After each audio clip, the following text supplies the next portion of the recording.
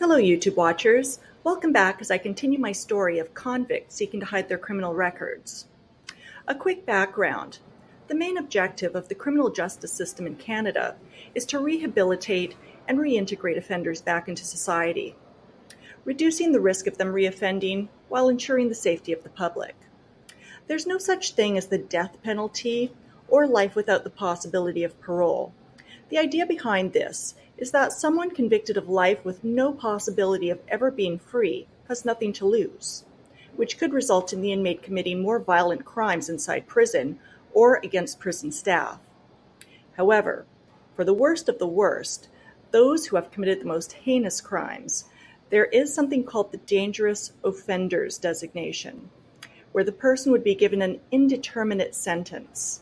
In other words, the chances of them ever walking out of prison are slim to none.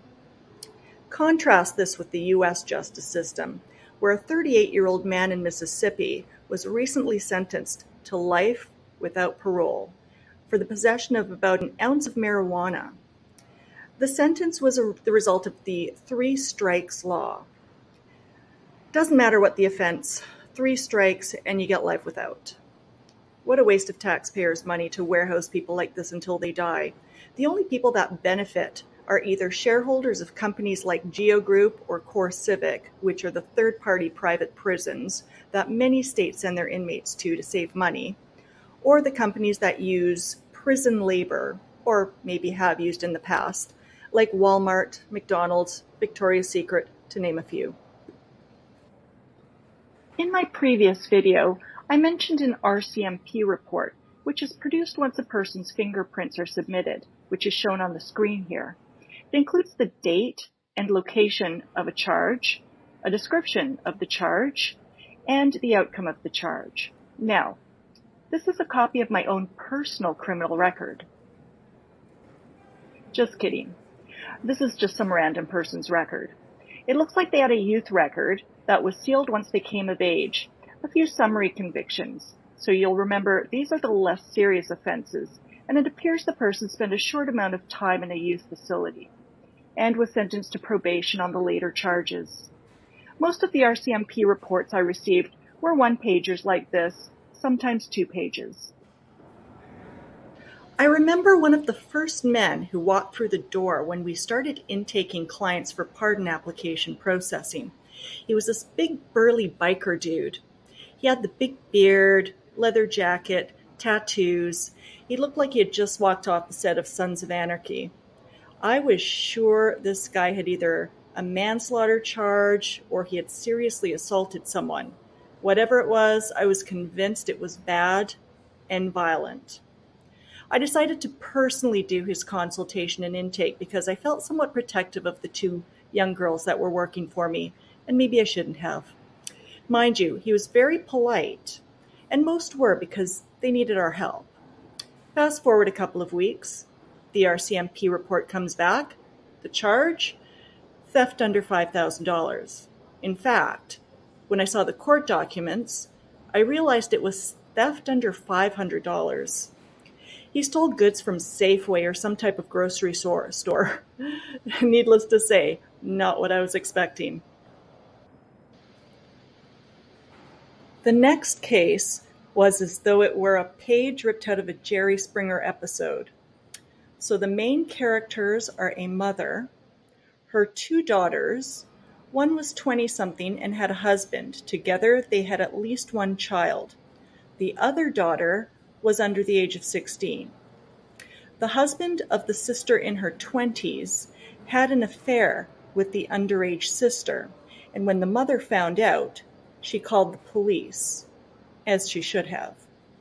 The husband was charged with statutory rape, and the wife divorced him. Here's where things get a little weird.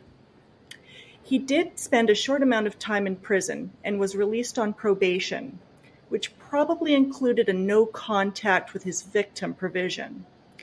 When the probation was complete, he resumed his relationship with the younger sister, and they had a child. And included with his pardon application were letters of support from not only the mother, but also the older sister who, remember, was his ex-wife that he cheated on with the younger underage sister. So each sister has a child with this guy who are both, or at the same time, half-sisters and cousins. I just found it very bizarre. Along with pardons, I also prepared applications for U.S. entry waivers. There could be many reasons for needing a waiver, one being you've been refused at the border because of a criminal record. So one day this older woman walks in to renew a waiver, which she needed to travel to her condo in Florida, where she wintered. Nice-looking grandma in her late 60s. She looked like she was going to pull out a Tupperware container of home-baked cookies at any moment. I assigned her to one of the young girls that was working for me. She looked non-threatening.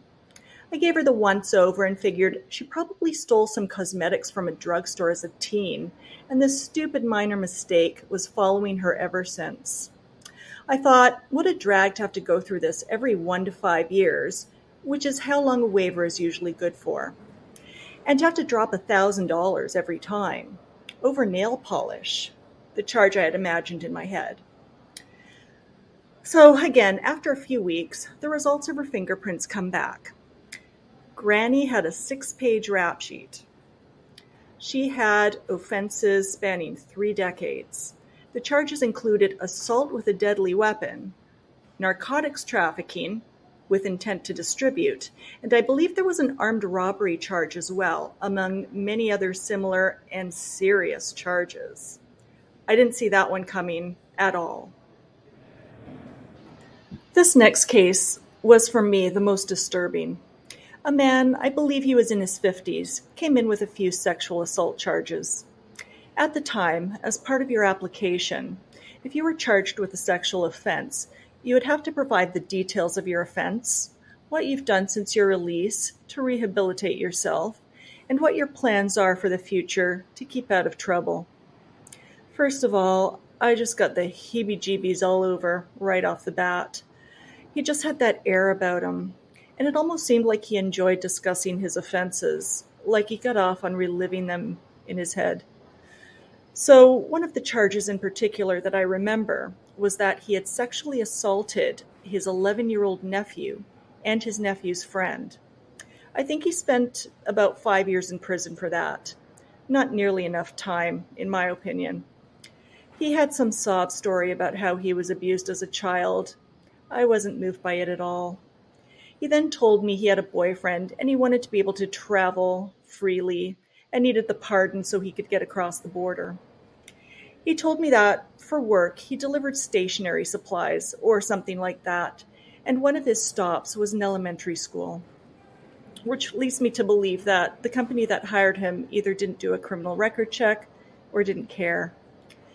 He said he would contact the principal in advance of his arrival to disclose his record.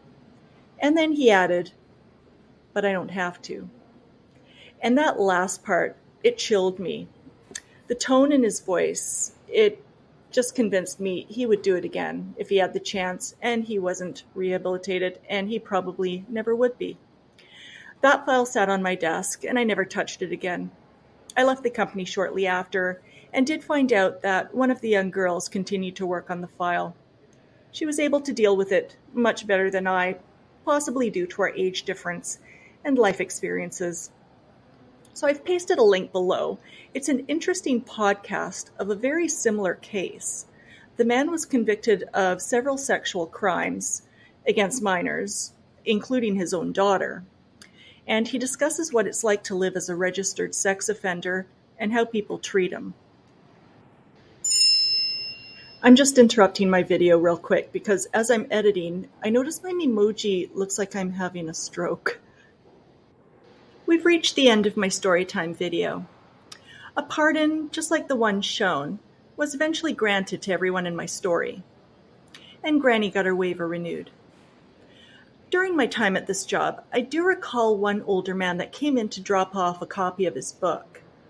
It was a book of photography taken at various locations throughout Canada and the US.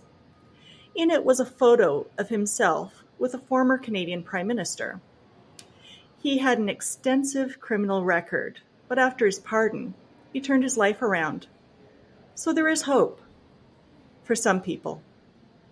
Don't forget to subscribe, like, and leave your comments below. Thanks again for watching.